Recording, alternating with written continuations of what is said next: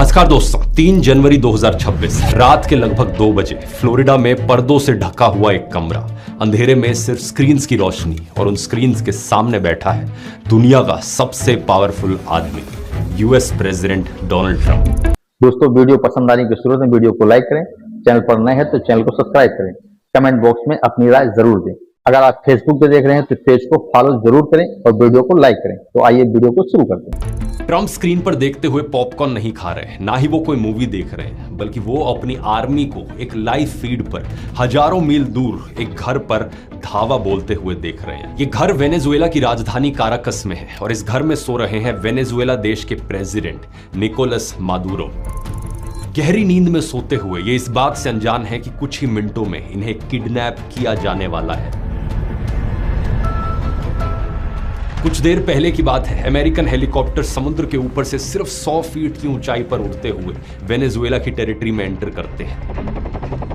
ये हेलीकॉप्टर्स इतने नीचे उड़ रहे थे कि रेडार भी इन्हें कैच नहीं कर पाया। काराकास के पूरे शहर की बिजली पहले ही एक साइबर अटैक के जरिए काट दी गई थी। पूरा शहर अंधेरे में डूबा हुआ था और फिर डेल्टा फोर्स के कमांडोस हेलीकॉप्टर से रस्सियों के जरिए नीचे उतरते हैं मादुरो के घर की छत पर। बिना ज्यादा आवाज किए ये खिड़की से बेडरूम में घुसते हैं, उसी बेडरूम में जहां मादुरो अपने बिस्तर पर सो रहे थे। इस पॉइंट पर मादुरो की नींद खुल जाती है और वो अपने स्टील रीइंफोर्स्ड सेफ रूम की तरफ भागने की कोशिश करते हैं। कमांडोस भी तेजी से मूव करते हैं, वो दरवाजे तक पहुंच जाते हैं लेकिन दरवाजे को बंद नहीं कर पाते और उससे पहले ही सोल्जर्स इन्हें पकड़ लेते हैं।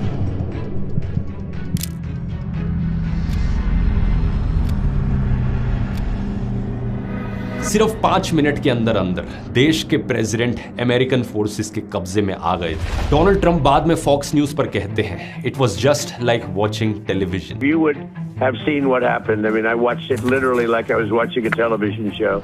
मुझे ऐसा लग रहा था कि मानो मैं टीवी देख रहा हूं, लेकिन यह कोई टीवी शो नहीं था। यह था मॉडर्न हिस्ट्री का सबसे चौंकाने वाला मिलिट्री ऑपरेशन, जिसमें अमेरिका ने एक सॉवरन कंट्री के इलेक्टेड प्रेसिडेंट को उसके ही घर से किडनैप कर लिया। Late last night and early today, at my direction, conducted an extraordinary military operation to bring outlaw dictator Nicolas Maduro to justice. अगले दिन सुबह जब ये खबर न्यूज चैनल्स पर आती है तो पूरी दुनिया दंग रह जाती है। Venezuela's longtime president is out of power. In a midnight operation called Absolute Resolve, the US arrested Nicolas Maduro from the heart of Caracas. सबके मन में 2 सवाल उठते हैं। पहला, अमेरिका ने आखिर ऐसा किया क्यों?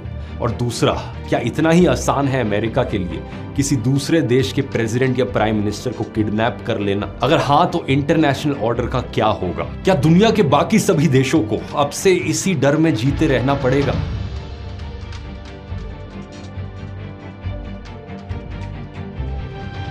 अब टॉपिक पर आते हैं। एक सिटिंग प्रेसिडेंट को कैप्चर करने वाला ये ऑपरेशन एक रात में नहीं हुआ दोस्तों, इसकी प्लानिंग महीनों पहले शुरू हो गई थी। जब पूरी दुनिया को लग रहा था कि वेनेजुएला में सब नॉर्मल है, तब अगस्त 2025 में ही CIA सीक्रेटली अपनी एक छोटी टीम वेनेजुएला के अंदर भेज चुका था। इस टीम का काम था मादुरो की हर मूवमेंट को ट्रैक करना। वो कहाँ रहते हैं, कहाँ ट्रैवल करते हैं, क्या खाते हैं, क्या पहनते हैं और यहाँ तक कि उनके पेट्स कौन से हैं, हर चीज को ट्रैक किया गया। इसके अलावा CIA का एक सोर्स वेनेजुएलन सरकार के अंदर भी काम कर रहा था। ये इनसाइडर मादुरो की एग्जैक्ट लोकेशन और मूवमेंट्स की इंफॉर्मेशन सीधे अमेरिका को दे रहा था। सुनने में बहुत आसान लगता है, लेकिन ये मिशन असलियत में बेहद खतरनाक था। CIA की इस टीम के पास कोई डिप्लोमेटिक कवर नहीं था। अगर ये पकड़े जाते तो अमेरिका ऑफिशियली कुछ नहीं कर सकता था। ठीक वैसे ही जैसा फिल्मों में दिखाया जाता है, ऑपरेशन के लिए ग्राउंड तैयार हो रहा था।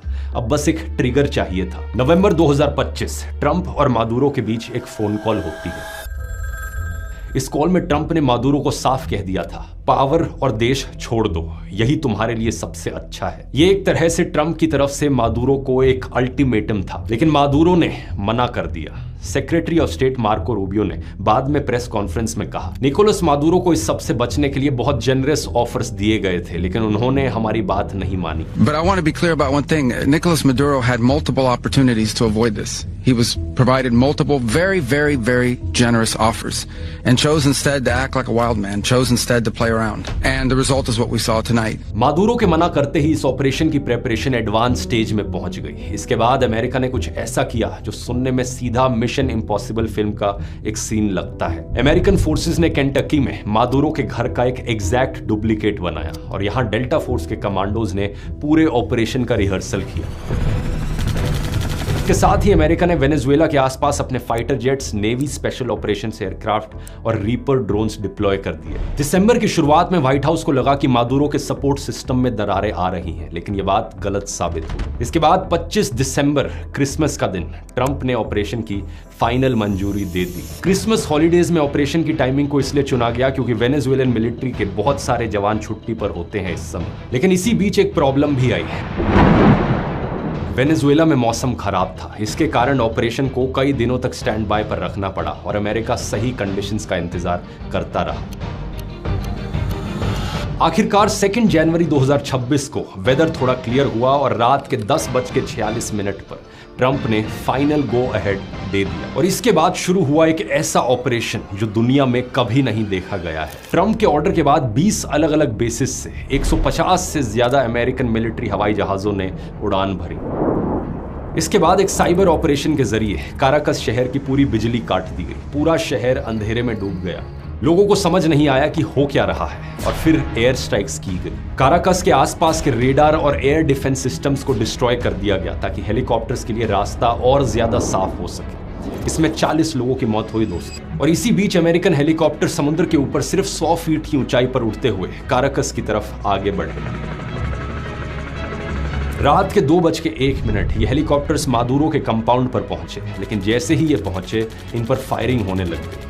एक हेलीकॉप्टर हिट हुआ लेकिन उड़ता रहा। इसी बीच डेल्टा फोर्स के कमांडोज एक धमाके के साथ बिल्डिंग में अंदर घुसे और 3 मिनट के अंदर अंदर मादुरो की लोकेशन तक पहुंच गए। इस वक्त मादुरो अपनी बीवी सिलिया फ्लोरेस के साथ सो रहे थे। कमांडोज को देखकर वो अपने स्टील रीइंफोर्स्ड सेफ रूम की तरफ भागे, लेकिन सोल्जर्स ने उन्हें पहले ही पकड़ लिया। बिल्डिंग में घुसने के सिर्फ 5 मिनट के अंदर अंदर मादुरो डेल्टा फोर्स के कब्जे में थे। यहां से उन्हें हेलीकॉप्टर के जरिए USS आइवो जीमा पर ले जाया गया। वहां से उन्हें क्यूबा में यूएस के ग्वांतानामो बे मिलिट्री बेस पर ले जाया गया और फिर एक प्लेन के जरिए सैटरडे शाम को मादुरो को न्यूयॉर्क के Stewart air national guard base पर ले जाया गया। मादुरो की ये फोटोज बाद में पब्लिकली रिलीज की गई। एक दूसरे देश का प्रेसिडेंट चेन्स में अमेरिकन मिट्टी पर था, लेकिन सवाल यह था कि आखिर अमेरिका ने ऐसा किया क्यों। ट्रंप सपोर्टर्स कहते हैं कि मादुरो एक डिक्टेटर था, इसलिए डेमोक्रेसी लाने के लिए यह किया गया, ह्यूमन राइट्स के लिए यह किया गया।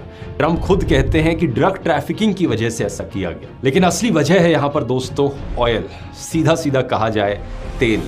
Oil, Venezuelan oil. We would have taken it up. We have the greatest oil companies in the world. They took all of our oil. इस ग्राफ को देखिए, वेनेजुएला के पास दुनिया में सबसे ज्यादा क्रूड ऑयल के प्रूवन रिजर्व्स हैं, 303 बिलियन बैरल्स ऑफ ऑयल। ये सऊदी अरेबिया, ईरान और यहां तक कि खुद अमेरिका जैसे किसी भी बड़े ऑयल प्रोड्यूसिंग देश से ज्यादा है। When I left, Venezuela was ready to collapse. We would have taken it over. We would have gotten all that oil. It would have been right next door. But now we're buying oil from Venezuela. लेकिन इसका इतिहास ज्यादा पुराना नहीं है। साल 1922 की बात है जब वेनेजुएला में ऑयल मिला था और 1929 तक वेनेजुएला दुनिया का दूसरा सबसे बड़ा ऑयल प्रोड्यूसर बन गया था। इसके बाद अमेरिकन ऑयल कंपनीज बड़े पैमाने पर वेनेजुएला में ऑपरेट करने लगी। सबको वेनेजुएला का ऑयल चाहिए था क्योंकि वेनेजुएला का ऑयल थोड़ा सा अलग है। ये काफी भारी और सावर होता है बाकियों के कंपैरिजन में, जिससे डीजल, एस्फॉल्ट और फैक्ट्रीज के लिए फ्यूल बनता है। जबकि अमेरिका का जो खुद का अपना क्रूड ऑयल है उसे लाइट और स्वीट कहा जाता है, जो सिर्फ पेट्रोल बनाने के काम आता है। साल 1970s तक आते आते अमेरिका की ज्यादातर रिफाइनरी स्पेशली वेनेजुएलन ऑयल के लिए बनाई गई थी। फिर 1976 में वेनेजुएला ने अपनी खुद की ऑयल कंपनी PDVSA बनाई। इस वक्त तक अमेरिका को वेनेजुएला से कोई प्रॉब्लम नहीं थी, यहां तक 1963 में प्रेसिडेंट जॉन F कैनेडी ने वेनेजुएलन प्रेसिडेंट को America's best friend in South America तक कहा था। प्रॉब्लम तब शुरू हुई जब साल 1999 में ह्यूगो चावेज वेनेजुएला के प्रेसिडेंट बने और 2000s में उन्होंने अपनी ऑयल इंडस्ट्री को नेशनलाइज कर दिया। साल 2001 में उन्होंने ऑर्गेनिक हाइड्रोकार्बन्स लॉ पास किया। इस लॉ ने वेनेजुएला के सारे ऑयल और गैस रिजर्व्स पर स्टेट ओनरशिप डिक्लेयर कर दी, जिससे यहां पर अमेरिकन कंपनीज के ऑपरेशन बंद हो गए। Arreglémoslo nosotros mismos, colombianos, venezolanos, ecuatorianos, sentados en paz y como hermanos que lo somos. अब समझने वाली बात यह है दोस्तों कि अमेरिका में सरकारें अक्सर बिलियनियर्स के इशारे पर चलती हैं। इन कंपनीज ने प्रेसिडेंट जॉर्ज बुश पर प्रेशर डाला कि चावेज के खिलाफ action low. The Bush administration made it clear it is happy with a change in leadership in the country responsible for 15% of America's oil imports. इसके बाद साल 2002 में अमेरिका ने वेनेजुएला में कू इंजीनियर करने की कोशिश की, सत्ता पलट करने की कोशिश की, लेकिन ये कू फेल रहा। अब कायदे से देखा जाए तो वेनेजुएला एक सॉवरन इंडिपेंडेंट कंट्री है। अगर उनके लीडर्स और उनकी सरकार फैसला करती है कि हमारे देश के ऑयल को नेशनलाइज कर दो, अमेरिकन ऑयल कंपनीज को यहां पर मत आने दो, तो ये उनकी मर्जी है। लेकिन कॉर्पोरेट्स के हाथों कठपुतली बनी अमेरिकन सरकार को यह चीज बर्दाश्त नहीं हुई। साल 2005 में अमेरिका ने इसलिए वेनेजुएला पर सैंक्शंस लगा दिए, जो अभी तक लगे हुए हैं। 2013 में चावेज की डेथ होती है, जिसके बाद मादुरो सत्ता में आते हैं और 2019 में ट्रंप की पहली टर्म में ये जो वेनेजुएला की खुद की नेशनल ऑयल कंपनी है PDVSA, इसके सारे क्रूड एक्सपोर्ट्स ब्लॉक कर दिए गए थे। अमेरिका ने बाकी देशों पर प्रेशर डाला कि वेनेजुएला से ऑयल मत खरीदो। आज वेनेजुएला सिर्फ 1 million barrels per day produce करता है, जो ग्लोबल प्रोडक्शन का सिर्फ 0.8% है।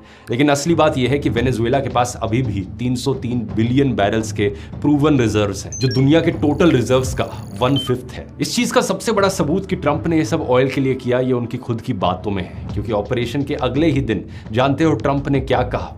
It was the greatest theft in the history of America. They took oil away from us. Nobody has ever stolen our property like they have. They took our oil away from us. उन्होंने इस चीज को चोरी कहा कि Venezuela American oil companies को तेल नहीं लेने दे रहा, ये चोरी है। अनाउंस करते हैं ट्रंप इसके बाद कि अमेरिकन ऑयल कंपनीज वेनेजुएला जाएंगी, बिलियंस इन्वेस्ट करेंगी और इंफ्रास्ट्रक्चर को रीबिल्ड करेंगी। And the oil companies are going to go in and rebuild their system. They're going to spend billions of dollars. अब कोई जरा इनसे पूछो ये चोरी कैसे हुई? वेनेजुएला का ऑयल तो वेनेजुएला का था ना, उन्होंने अपने रिसोर्सेज पर कंट्रोल लिया, तो ये चोरी कैसे हुई? असल में ट्रंप को पता है कि अमेरिकन रिफाइनरीज को वेनेजुएलन हेवी क्रूड चाहिए। चाइना अभी वेनेजुएला का 68% ऑयल खरीद रहा है और ये अमेरिका को बर्दाश्त नहीं हो रहा है। अब दूसरी तरफ ट्रंप ने जो ऑफिशियल जस्टिफिकेशन दी मादुरो को इस तरीके से पकड़ने की, वो है ड्रग ट्रैफिकिंग। मादुरो और उनकी वाइफ सिलिया फ्लोरेस को सदर्न डिस्ट्रिक्ट ऑफ न्यूयॉर्क में इंडाइक्ट किया गया है। उनके खिलाफ चार्जेस में narco terrorism conspiracy, cocaine importation conspiracy और वेपन्स चार्जेस शामिल हैं। ऑफिशियली जो केस मादुरो पर लगाया जा रहा है वो ये है कि 1999 से Maduro international drug trafficking organisations के साथ मिलकर अमेरिका में ड्रग्स स्मगल कर रहे थे। ये सुनने में बहुत सीरियस एलिगेशन लगता है, लेकिन जब आप फैक्ट्स देखोगे तो ये पूरी कहानी बदल जाती है। एक्सपर्ट्स के मुताबिक वेनेजुएला कोई मेजर ड्रग प्रोड्यूसर है ही नहीं है, ये एक माइनर कोकेन ट्रांजिट कंट्री है। और सबसे बड़ी बात यह है कि जो कोकेन वेनेजुएला से होते हुए गुजरता है वो ज्यादातर यूरोप में जाता है, अमेरिका में नहीं। न्यूयॉर्क टाइम्स की रिपोर्ट के मुताबिक अमेरिका जाने वाला ज्यादातर कोकेन कोलंबिया, ग्वाटेमाला, मेक्सिको होते हुए पैसिफिक रूट से आता है और वेनेजुएला की पैसिफिक कोस्ट है ही नहीं। इंडाइटमेंट में क्लेम किया गया है कि 2020 तक वेनेजुएला से हर साल 200 से 250 मैट्रिक टन कोकेन शिप होता था। अब इस नंबर को अगर आप कंपेयर करो तो 2018 में सिर्फ ग्वाटेमाला से 1400 मैट्रिक टन कोकेन गुजरता था। ये वेनेजुएला के कंपैरिजन में कई गुना ज्यादा है। तो अगर ड्रग ट्रैफिकिंग इतनी बड़ी प्रॉब्लम थी तो अमेरिका ने वेनेजुएला को क्यों अटैक किया, ग्वाटेमाला को क्यों नहीं अटैक किया? इसके अलावा ट्रंप कहते हैं कि ये ऑपरेशन अमेरिकन को मारने वाले ड्रग्स के खिलाफ है, लेकिन अमेरिका में जानते हो ज्यादातर ओवरडोज की जो डेथ्स होती हैं वो किसकी वजह से होती हैं? फेंटानिल की वजह से। इससे हर साल हजारों लोग मारे जाते हैं अमेरिका में, लेकिन फेंटानिल वेनेजुएला से नहीं आता बल्कि मेक्सिको से आता है। मेक्सिको में ये ड्रग चाइना से आने वाले केमिकल से बनाया जाता है। वेनेजुएला का फेंटानिल ट्रेड में कोई नोन रोल नहीं है। तो अगर ट्रंप सच में ड्रग डेथ्स को रोकना चाहते थे, सवाल फिर से वही है, वेनेजुएला को क्यों टारगेट किया गया? इस ऑपरेशन से 3 दिन पहले मादुरो ने एक इंटरव्यू दिया था। इसमें उन्होंने कहा था कि अमेरिका उन पर वेपन्स ऑफ मास डिस्ट्रक्शन होने या न्यूक्लियर वेपन्स डेवलप करने का कोई आरोप नहीं लगा सकता, इसलिए उसने ड्रग्स का झूठा आरोप इन्वेंट कर दिया। असल में मादुरो इराक वॉर की तरफ इशारा कर रहे थे। साल 2003 में जब अमेरिका ने इराक पर हमला किया तो बहाना दिया गया कि इराक के पास न्यूक्लियर वेपन्स हैं, वेपन्स ऑफ मास डिस्ट्रक्शन है, इसलिए यह हमला जरूरी है। Weapons of mass destruction. Saddam Hussein and his sons must leave Iraq within 48 hours. लेकिन सच बात यह थी कि इराक के पास कभी न्यूक्लियर हथियार थे ही नहीं और इस वॉर में लाखों लोग मारे गए।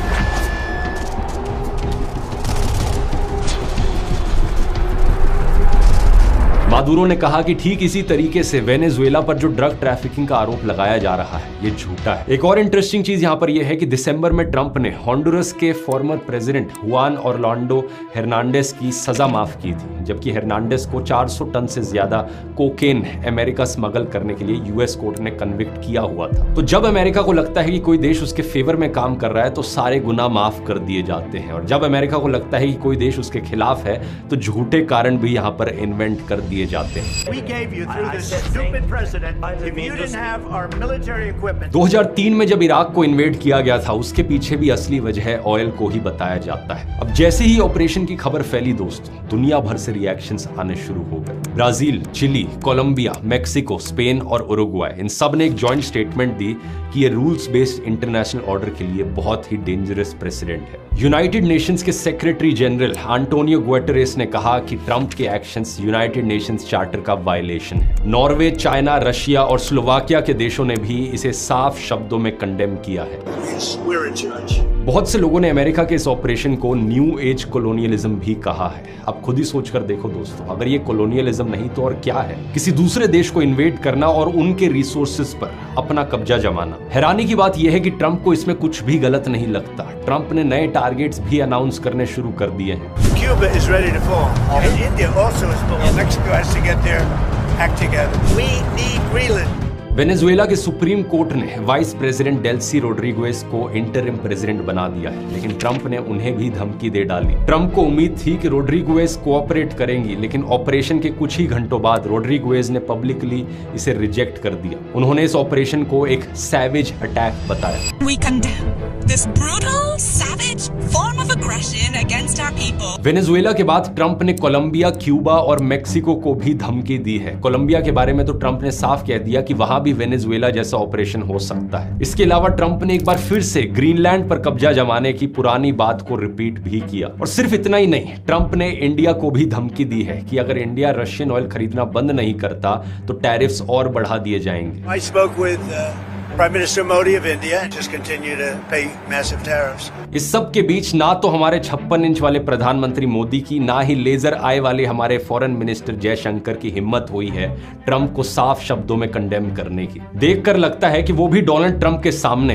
एक डरपोक बिल्ली की तरह बन गए हैं। Prime Minister Modi came to see me. Sir, may I see you, please? अब यहाँ पर सवाल ये भी उठता है कि क्या ट्रंप का वेनेजुएला पर इस तरीके से अटैक करना लीगल है? इसका सीधा सीधा जवाब है दोस्तों, नहीं। इंटरनेशनल रूल्स को वायलेट करना तो छोड़ ही दो आप, ट्रंप ने सबसे पहले अपने ही देश के कानून को नजरअंदाज कर दिया है। अमेरिकन कॉन्स्टिट्यूशन के मुताबिक किसी भी वॉर के लिए कांग्रेस की मंजूरी जरूरी होती है। कोई भी प्रेसिडेंट खुद से ये फैसला नहीं ले सकता, और अमेरिका में कांग्रेस का मतलब है अमेरिकन पार्लियामेंट। जॉर्ज बुश ने जब इराक पर वॉर डिक्लेयर करी थी, सबसे पहले कांग्रेस में उसका अप्रूवल लिया गया था, लेकिन ट्रंप ने ऐसा कुछ भी नहीं किया। ट्रंप ने बिना कांग्रेस से पूछे ये सब कर दिया। इस बात पर अब धीरे धीरे अमेरिका के लॉ मेकर्स ही ट्रंप को इम्पीच करने की मांग भी कर रहे हैं। सबसे इंटरेस्टिंग बात यह है कि खुद ट्रंप एडमिनिस्ट्रेशन के लोगों ने पहले ही कहा था कि ये इलीगल है। नवंबर में White House chief of staff Susie Wiles ने कहा था कि अगर लैंड पर मिलिट्री एक्शन करना है तो कांग्रेस की अप्रूवल चाहिए होगी। अब ये ट्रंप सरकार बहाना दे रही है कि ये तो कोई वॉर नहीं है, ये तो बस लॉ एनफोर्समेंट फंक्शन है। मादुरो एक इंडाइक्टेड ड्रग ट्रैफिकर है, इसलिए उसे पकड़ना था। लेकिन सवाल यह है कि एक ड्रग ट्रैफिकर को पकड़ने के लिए यहां पर 150 हवाई जहाजों की जरूरत पड़े,